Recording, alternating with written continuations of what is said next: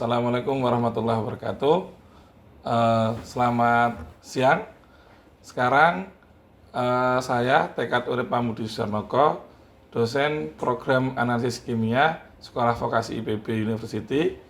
Saya merupakan peserta sertifikasi dosen pada tahun 2025. Saat ini saya akan menerangkan tentang mata kuliah yang saya ampu sebagai penanggung jawab mata kuliah, yaitu metodologi ilmiah kimia terapan. Mata kuliah ini memiliki bobot SKS 02, di mana mata kuliah ini berisi praktikum, dan mata kuliah ini dikhususkan untuk mahasiswa semester 5. Deskripsi dari mata kuliah ini adalah harapan dari kami, mahasiswa mampu mempelajari karakteristik hakikat penelitian kimia terapan, mengidentifikasi masalah, melakukan proses review literatur, lalu membuat sebuah proposal, melakukan pelaporan penelitian, membuat desain dan rancangan percobaan penelitian, melakukan interpretasi dan penyediaan data, serta melakukan penarikan kesimpulan. CPL dari penelitian berikut adalah menjunjung tinggi nilai kemanusiaan dalam menjalankan tugas berdasarkan agama, moral, dan etika yang berkontribusi dalam peningkatan mutu kehidupan bermasyarakat, berbangsa, bernegara, dan kemajuan peradaban berdasarkan Pancasila, serta menginternalisasi semangat kemandirian, kejuangan, dan kewirausahaan.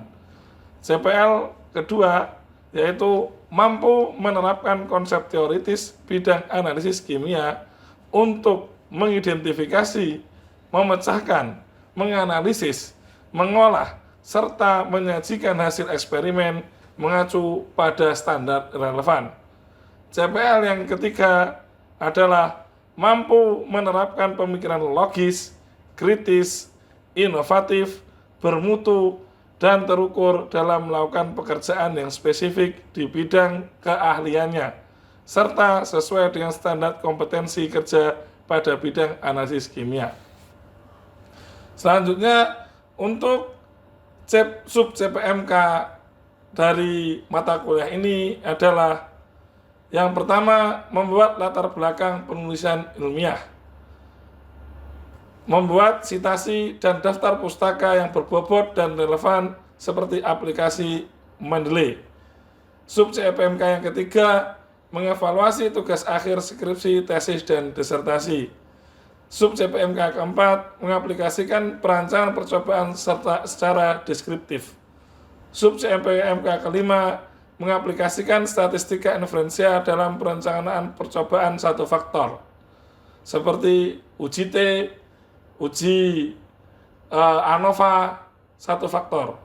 Lalu sub CPMK ke-6 mengaplikasikan statistika inferensial dalam perancangan percobaan dua faktor, uji kelompok, rancangan acak kelompok, dan split plot.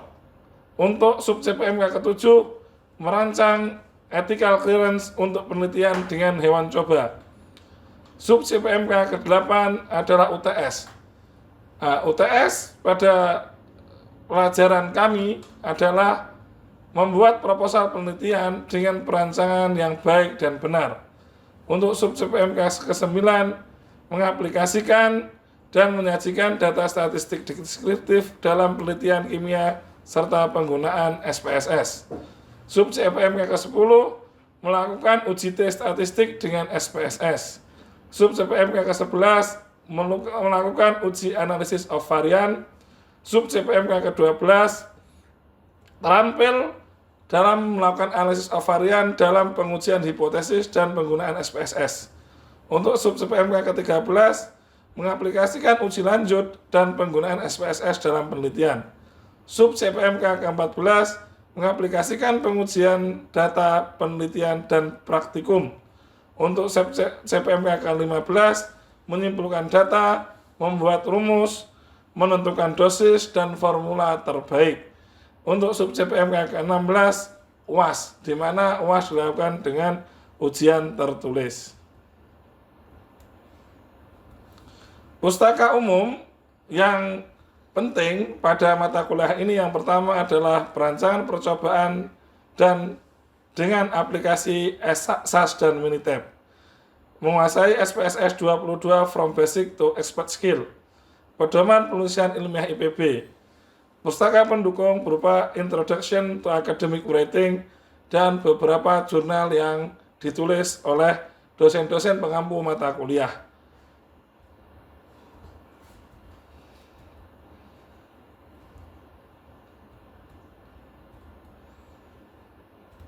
Proses penilaian pada mata kuliah ini diawali dari aktivitas partisipatif, di mana aktivitas partisipatif ini memiliki bobot 20% dengan deskripsi pembuatan proposal penelitian dengan desain percobaan yang tepat. Untuk selanjutnya, komponen penilaian berupa hasil proyek sebesar 45%.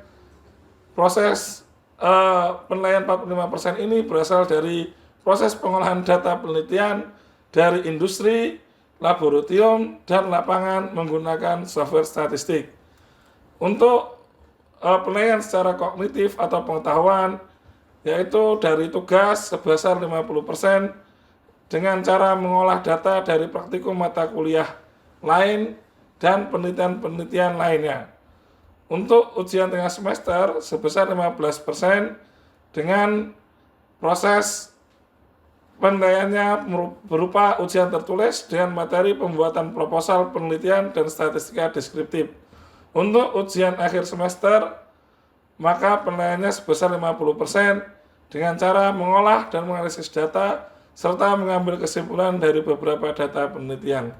Sekian penjelasan secara umum tentang mata kuliah yang kami ampu. Untuk itu, mari kita menyaksikan proses perkuliahan yang dilakukan di dalam kelas.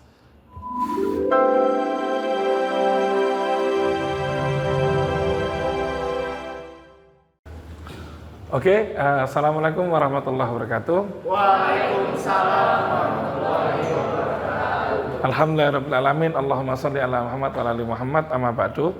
Oke, teman-teman semua, perkenalkan nama saya Tekad Urip Pamudi Sujarnoko, biasa dipanggil Tekad. Saya merupakan PJMK dari mata kuliah Metodologi Ilmiah Kimia Terapan.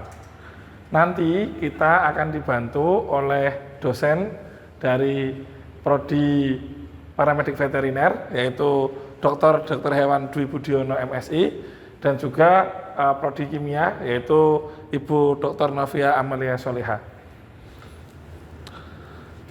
Mata kuliah ini terfokus pada beberapa target. Target yang pertama adalah apa itu hakikat dari penelitian kimia terapan. Ini yang akan membuat kita berbeda dengan teman-teman yang ada di kimia murni. Yang kedua, bagaimana kita mengidentifikasi dan merumuskan masalah. Dari identifikasi dan perumusan masalah ini, nanti teman-teman semua bisa membuat sebuah penelitian yang bisa menyelesaikan problematika-problematika yang ada di lingkungan kita. Baik itu lingkungan industri, lingkungan pertanian, lingkungan pangan, dan banyak hal lainnya. Lalu, untuk memperkuat kita menyelesaikan masalah-masalah tersebut, maka kita perlu membaca banyak review dan literatur-literatur yang mendukung penelitian kita nantinya. Karena itu nanti teman-teman akan diajari bagaimana mengoptimalkan Mendeley, bagaimana mengoptimalkan Google Scholar, Scopus, dan lain sebagainya. Selain itu, teman-teman juga diwajibkan memahami bagaimana mensitasi, menuliskan daftar isi, karena itu merupakan etika dalam sebuah penelitian, etika di dunia pendidikan. Selanjutnya, bagaimana kita melakukan sebuah desain perancangan percobaan, sehingga penelitian yang kita lakukan itu dapat diulangi, dapat konsisten hasilnya, sehingga bisa dimanfaatkan oleh industri, oleh dunia kesehatan, lingkungan, dan lain sebagainya. Yang kelima, dalam penelitian kita perlu namanya etika penelitian. Karena tidak jarang kita di analisis kimia nanti menggunakan hewan coba, menggunakan ternak, menggunakan model, dan banyak hal lainnya yang perlu kita pahami bagaimana etika dalam proses melakukan penelitian-penelitian dengan menggunakan alat-alat, bahan, ataupun hewan, ataupun tumbuhan juga bisa.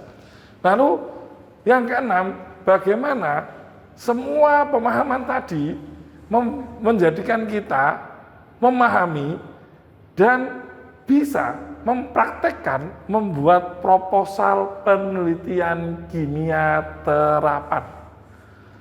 Dari sini nanti teman-teman diharapkan dengan proposal ini bisa menjadi guidance bagaimana membuat skripsi, membuat tugas akhir, dan nanti di dunia nyata nanti bagaimana teman-teman memecahkan masalah-masalah yang teman-teman temui baik di industri, baik di wirausaha teman-teman ataupun di dunia pekerjaan teman-teman.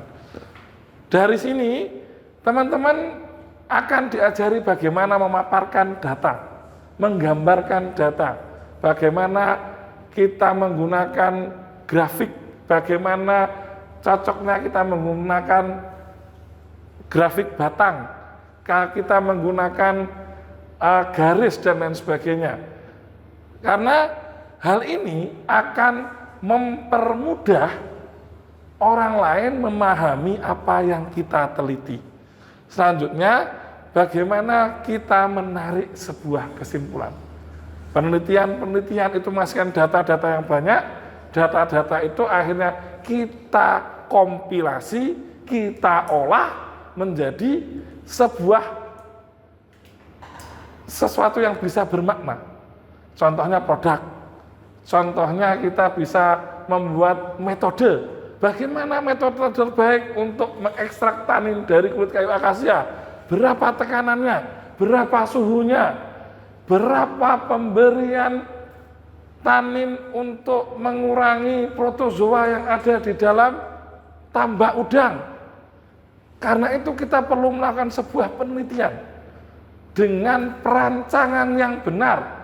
Dari perancangan tersebut datanya kita olah sehingga orang bisa mudah mengambil kesimpulan. Dari kesimpulan itu maka kita bisa berkontribusi untuk kebaikan dunia. Selanjutnya dari proses penarikan kesimpulan ini kita akan mempermudah prosesnya. Kalau dulu kita menghitung. Nah, sekarang tetap ada belajar menghitungnya, memahaminya bagaimana, tetapi ada software statistik yang bisa mempermudah kita. Nanti teman-teman juga akan mempelajari software-softwarenya di praktikum seperti SPSS, mempelajari SAS, Minitab, dan produk-produk statistik lainnya. Lalu bagaimana cara menginterpretasi hasil pengolahan data dari SPSS, dari software-software tersebut? Karena ketika teman-teman salah menginterpretasi, berarti teman-teman salah mengambil kesimpulan. Ketika Anda salah mengambil kesimpulan, maka produk yang Anda buat gagal dan lain sebagainya. Oleh karena itu, kita perlu belajar yang namanya metodologi ilmiah kimia terapan. Oke, hal pertama yang harus kita pahami dalam kuliah metodologi ilmiah kimia terapan adalah menentukan tema penelitian. Apa tema penelitian kita? Apa yang akan kita pikirkan? Apa yang akan kita tulis? Apa yang akan kita kerjakan? Lalu apa yang akan kita berikan kepada negara ini? Bisa berupa produk, bisa berupa metode yang nantinya bisa berguna bagi banyak masyarakat, banyak orang. Oke. Mungkin di sini saya ingin bertanya kepada teman-teman, apa makna metodologi ilmiah kimia terapan? Mungkin ada yang punya ide, silahkan. Ya, perkenalkan saya Nabhan. Menurut saya metodologi ilmiah kimia terapan ini merupakan salah satu cara atau pendekatan yang sistematis di mana bertujuan untuk memecahkan masalah dengan hal-hal yang atau cara-cara yang praktis dan pastinya menggunakan prosedur ilmiah. Menurut saya seperti itu, Pak. Oke, terima kasih atas ide yang diberikan Saudara Naban. Mungkin dari teman-teman di sini ada yang punya pendapat lain? Silahkan. Saya izin mengemukakan pendapat juga, Pak. Perkenalkan, nama saya Faisal dengan 3 digit IM terakhir 006. Saya izin berpendapat mengenai metodologi penelitian ini. Menurut saya sendiri, metodologi ini adalah suatu pendekatan di mana peneliti akan mengambil atau bertindak untuk merancang, menyusun dan menganalisa dari hasil penelitian yang akan dilakukannya, sehingga target capaian dari penelitiannya itu akan tercapai dengan terstruktur dan sistematis. Begitu menurut saya, Pak. Terima kasih. Oke, terima kasih sekali pendapat dari Saudara Faisal. Mungkin bisa kita rangkum secara umum. Pengertian metodologi ilmiah kimia terapan adalah sebuah prosedur dari penelitian kimia yang akan kita lakukan, yang nantinya ada perancangan percobaan di sana, sehingga dari data-data yang kita dapatkan tadi bisa diaplikasikan atau dipraktekkan dalam kehidupan sehari-hari, terutama dalam keilmuan kimia terapan.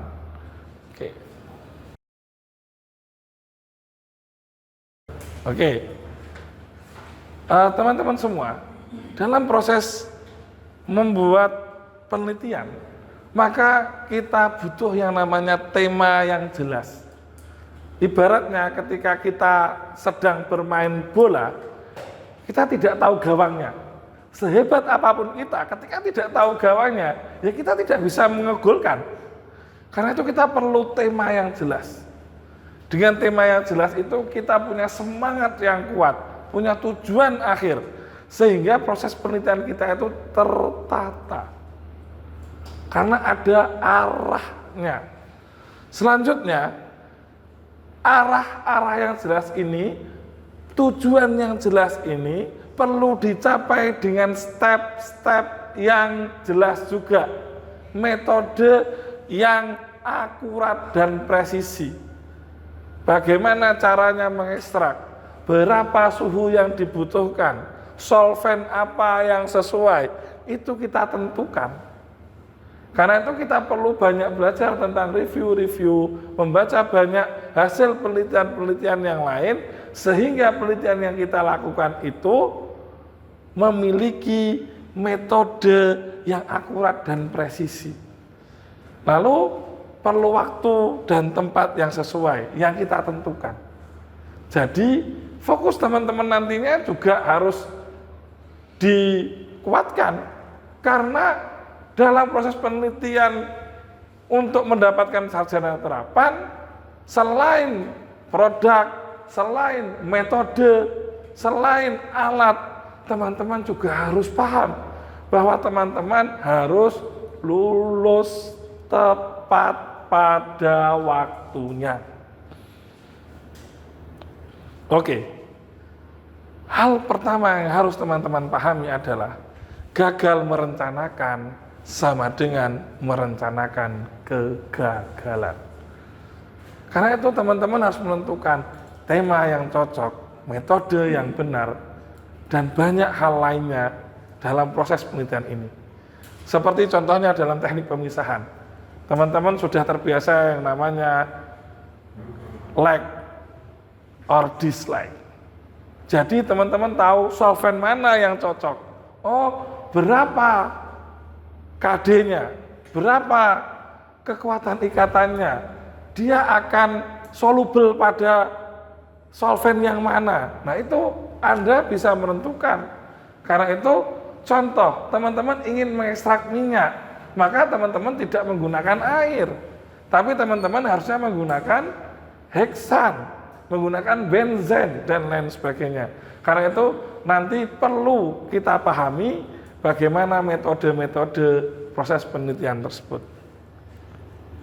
Oke, menentukan tema penelitian tidak hanya sekedar tema penelitian secara filosofis, tapi kita juga harus berpikir pragmatis. Biayanya berapa, waktunya kapan selesai. Karena penelitian yang baik adalah yang selesai, produk yang baik adalah yang bisa digunakan. Karena itu, mari kita tentukan tema penelitian kita semua dengan membaca dengan mata dan hati.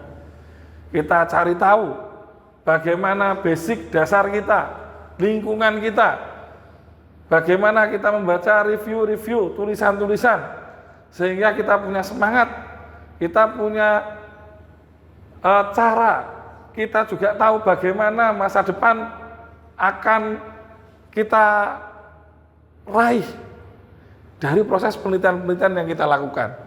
Lalu menulis dengan tangan dan pikiran. Jadi, ingat teman-teman, ilmu itu ibaratnya kuda.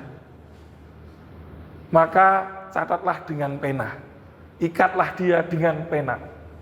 Karena itu saya harap teman-teman mulai menuliskan apa cita-cita, produk, model, penelitian, dan lain sebagainya yang teman-teman inginkan.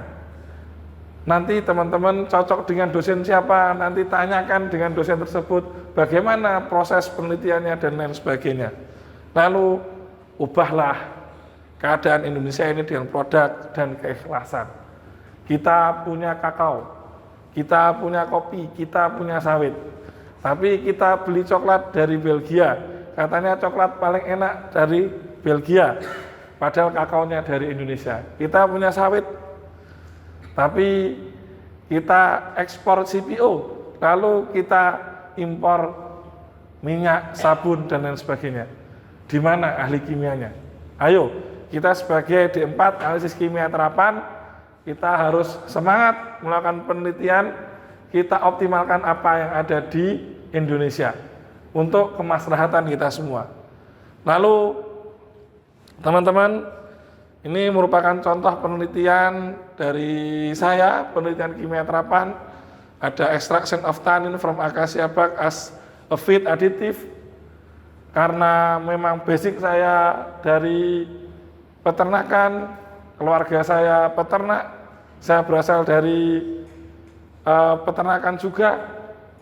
Itu yang membuat saya berpikir untuk melakukan penelitian-penelitian kimia terapan di bidang peternakan. Harapannya teman-teman juga punya semangat yang sama. Mungkin ada teman-teman yang dari daerah Bekasi, daerah Cikarang, yang mungkin sekarang sedang mengalami isu pencemaran air, pencemaran lingkungan, penelitiannya tentang absorben, itu akan menjadi semangat yang luar biasa. Mungkin teman-teman yang berasal dari daerah-daerah produksi seperti Riau, daerah produksi minyak, sawit, dan lain sebagainya, teman-teman penelitian tentang energi, tentang biodiesel, pemanfaatan sawit, dan lain sebagainya untuk banyak hal, itu akan lebih kuat dibandingkan teman-teman tidak punya basic atau dasar. Nah, ini merupakan penelitian-penelitian yang saya teliti, dan teman-teman juga bisa membaca, nanti bisa lewat Google Scholar atau Scopus yang saya punya. Hampir semuanya meneliti tentang domba, ada proteksi protein silase untuk ampas tahu, meta-analisis tanin, dan lain sebagainya, yang hampir semuanya berhubungan dengan semangat saya, yaitu peternakan dan kimia terapan. Ini tugas teman-teman untuk minggu depan, untuk memperkuat pemahaman teman-teman tentang pelajaran ini. Maka silahkan merenung dan menentukan tema, lalu meresum abstrak dan metode penelitian yang menurut Anda mirip atau menginspirasi. Jadi mungkin teman-teman yang ingin tampil cantik, nah, penelitian tentang kosmetik, bagaimana proses optimalisasi ekstraksi antioksidan dari bahan alam, di asli Indonesia untuk membuat yang sekarang lagi ngetren anak-anak muda itu? Skincare. Nah, mungkin dari teman-teman ingin membuat skincare atau membuat produk-produk kesehatan yang lain, produk-produk kecantikan, ayo mari kita saling belajar bersama, kita perkuat metodologi kita agar memiliki produk, metode, alat yang bisa dimanfaatkan oleh masyarakat. Oke, mungkin dari saya cukup sekian. Dari teman-teman, sebelum saya tinggalkan, ada yang ingin bertanya, silahkan. Baik Pak, saya izin bertanya. Perkenalkan, nama saya Nuzulul Syamsi. Saya izin bertanya tentang apa itu yang tadi Bapak jelaskan tentang tujuan filosofis dan tujuan pragmatis. Mungkin itu saja. Oke, pertanyaan yang sangat bagus. Apa makna penelitian yang memiliki tujuan filosofis dan tujuan pragmatis? Dua-duanya harus kita ambil. Karena bagaimanapun, dalam penelitian ini kita akan memiliki keterbatasan biaya dan waktu. Karena itu kita harus punya yang namanya tujuan pragmatis. Kapan teman-teman lulus? Pertanyaan pertama. Berapa biaya yang diperlukan untuk melakukan penelitian? Apakah ada proyek dari dosen dan lain sebagainya? Itu hal yang penting. Karena itu ada namanya tujuan pragmatis. Tapi di balik tujuan pragmatis itu tetap harus ada tujuan filosofis.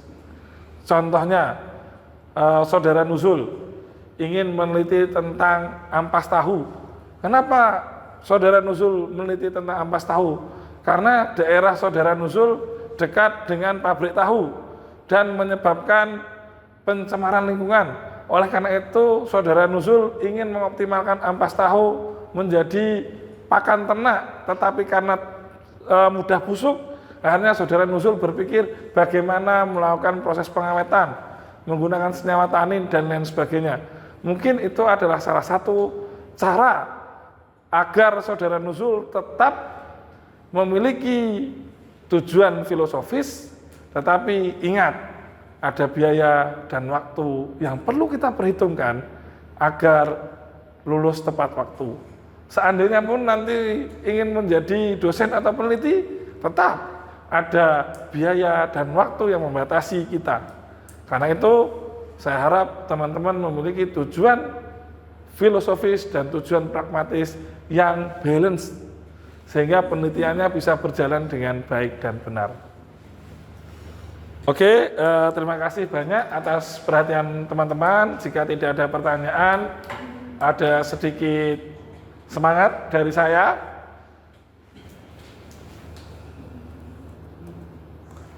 Terima kasih.